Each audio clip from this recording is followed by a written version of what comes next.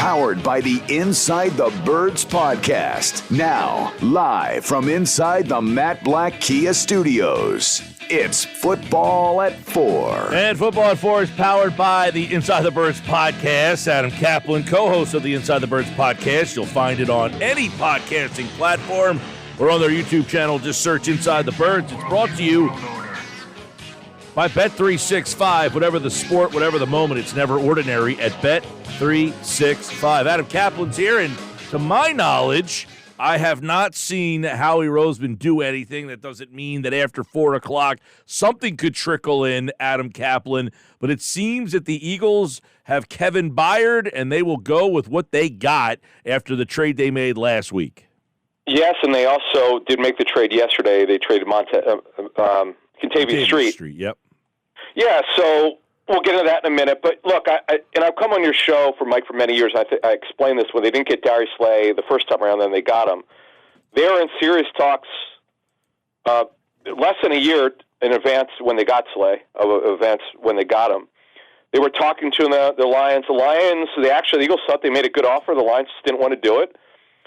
Then, as you know, they would later, within a year, they trade him to the Eagles. So sometimes things that you can't get accomplished at this particular moment get done later on. And remember, the next trade window opens up in the middle of March when free agency opens. So, because what it's like, I know teams. I'll give you an example.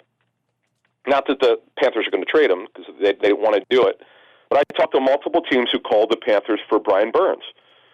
It doesn't mean that they will try again in March. That's the way it is. That they may talk to if the Panthers don't, if they're unable to get an extension done, and they decide they don't want to tag him and trade him, teams will call. So you just never know. But it's not like the Eagles didn't try, Mike. They were looking at 2 or 3 different positions: nickel corner, coverage linebacker, a couple other things. But you only have so many draft picks. And they'll go with what they have. And now they do have some guys in the practice squad. Kendall Vildur, by the way, who played for Sean Desai in Chicago. 2 years at nickel corner for them. Actually a decent player. They may take a look at him. But they have what they have, as you said. That's right now. I'm not seeing anything that's out there that would suggest, because the deadline, by the way, was 4 p.m. Eastern. We're 4 minutes past it. So right now it doesn't look like anything else got done. Yep, haven't seen anything as we were having the conversation, as you mentioned, about 4:05 on the day of the deadline. They did get the Byard deal, and that's the only thing. They did trade Contavious Street. They got a 7th-round pick there, and a lot of people figured, okay, maybe they're using picks to try to get more picks to try to do some things. So this is what they got here, Adam Caplan. Any concerns that they should have done, maybe running back or a slot corner or something else? Or are you quite comfortable with how this roster looks the rest of the way? Mike, let me add this on that corner, just the cornerback position in general. A general manager told me that the prices for starting corners was so high. And by the way, that team, I think, talked to Chicago today, because Jalen Johnson became available. Right. It's a starting corner for Chicago, and this team told me that they would not tell me what the asking price was, but they said just in starting corners in general.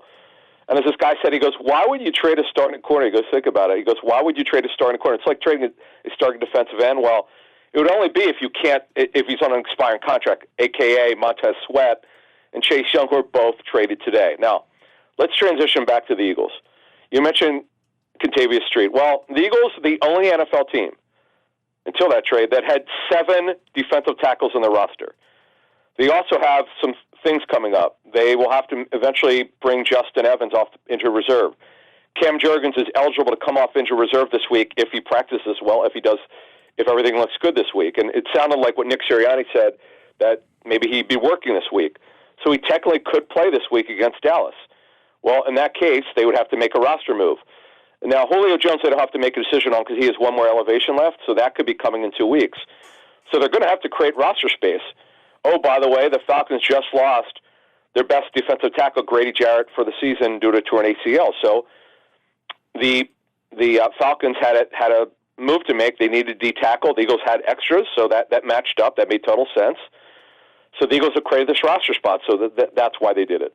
Yeah, obviously, this team moves forward with what they got. And as we said, they traded Contavious Street yesterday, so they have some roster spots that they have available possibly. What about Cam Jurgens? What's the story with him? Because he's obviously going to have to be someone that gets put on the roster. Yeah, no, it sure sounds like he's going to practice. Now, if he does, Mike, and we learned this with Nakobe Dean. Nakobe Dean was not activated. I do not believe the first week he was eligible, or was he? I can't remember now. I just know that he was eligible the window, and he played that week. Oh, did he play that way? Okay. Yes. But he didn't start. Okay, that because we actually reported that during our pregame show that he would not start that game, and that's actually what happened. What we were told is they didn't know if he could play a full game.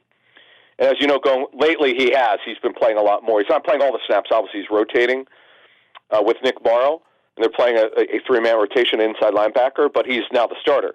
So the question now for Driscoll is, and by the way, you could rotate at linebacker.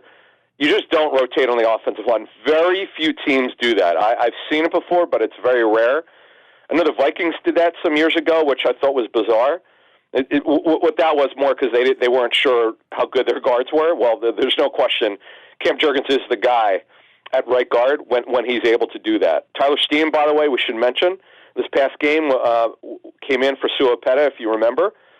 Then Opeta came back in the game in the second half. Good for him. But we don't know, because they don't have to list it, we don't know exactly what that injury was. By the way, they never announced what that was. I was kind of surprised a guy who misses 2 quarters, the club doesn't list it, so we'll look into that. But so that's really the thinking, like getting back to inside linebacker and what they did there. And also with Cam Jurgens, you mentioned that injury. So it's kind of interesting how they look at both positions and how they kind of list them, and then what their depth chart looks like. Well, it's funny you say that because today Sean Desai was asked about Dean, and the question said, why is he not an every down player? And Sean Desai says, well, I think he is.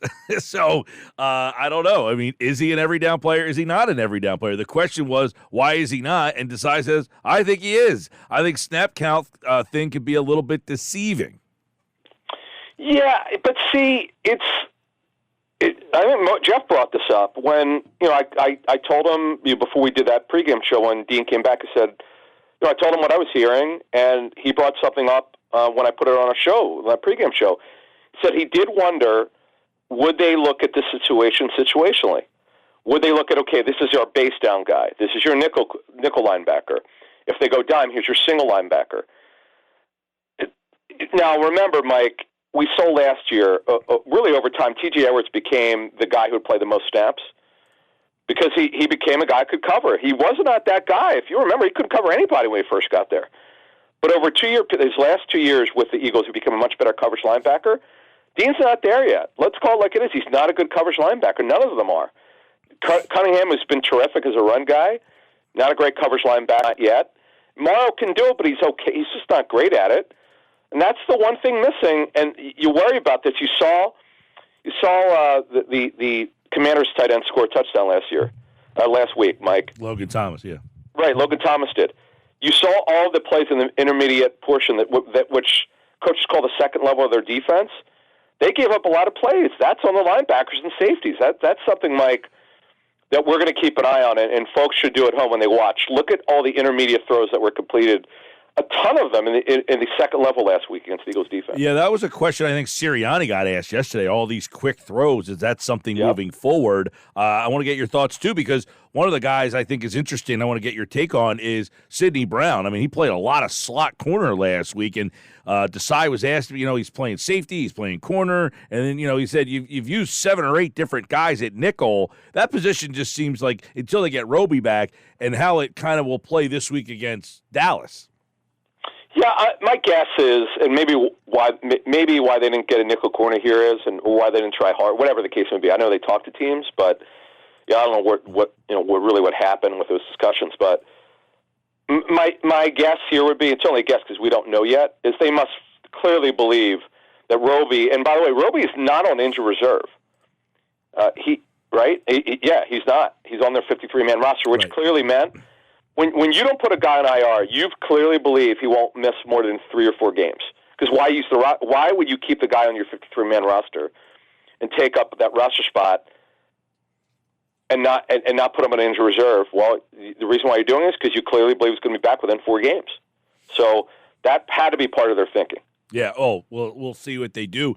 Do you think Sidney Brown they view as a safety now that Byard's here, or do you think, hey, you know what? Now that Byard's here, we're going to try to use him exclusively in that slot corner role? Well, here's what they did. They played big nickel. They played three safeties. They played Brown also as a slot. Now, we don't have the slot corner breakdown for Sidney Brown. Mike, he was a box safety at Illinois. That's what he was. He covered the times that he covered tight ends is because he was lined up inside. He was lined up in the box, so tight ends would run at him, and he covered them. It's not a slot corner. That's not really that's really not the best way to use him. So they're going to have to continue to Jimmy rig this thing. That's the term I used 5 weeks ago. It's where we are. Whether it's Ricks, it's Scott, it's Roby, it's Brown, it's whatever they want to do, whatever they have to do, they'll do. And by the way, Bradbury, who was not comfortable in it, you know, they've had at least, I guess you could say 8 or 9 guys they've tried technically. Yeah. If you look at every single snap this season, you can make a case to say 8 or 9 guys have played inside. That's just not attainable, Mike. You can't continue to do this, but it's something to look at. I mean, this has been a bigger problem than I anticipated. Boy, the Maddox loss, Mike, oh my goodness, it's been bad. Well, and you forget, too, McPherson got hurt, too. So, you went from your first guy to your third guy, Roby, and now you're on your fourth, fifth. You've tried Bradbury there. You moved him back to the spot. You had Eli Ricks there. I mean, you've tried a bunch of different guys here. Dallas is interesting. What are some of the concerns you might have with Dallas? I say they're interesting because CeeDee Lamb has like 75% of the catches on this team. By the way, did you see what he did last week inside against the Rams? He absolutely crushed them on the interior of their defense. He's mostly a slot receiver. He could play both inside or outside. But Michael Gallup and Cooks are really their outside receivers. Lamb had an unbelievable day last week. That's coming here. He's great at finding space within zone defenses. You're going to see that. Now, the Cowboys are not, we'll talk more about this on Friday, they're not super athletic at tight end. Jake Ferguson's their first-year starter. He's in the second year as a pro, but he's their first time as a starter. Luke Schoonmaker got off his plantar fascia injury, which he had in training camp. He's their second-round pick out of Michigan. But they're not great athletes. The guys you got to stop, Michael Gallup down the field. Cooks could still run. I saw this at training camp. And CeeDee Lamb is incredible as a possession receiver. He'll catch it 20 yards downfield occasionally, Mike. So you got to look at that. The one injury they have, Tyron Smith, their left tackle, didn't play to injury last week. Mike McCarthy, their head coach, said he probably won't practice tomorrow.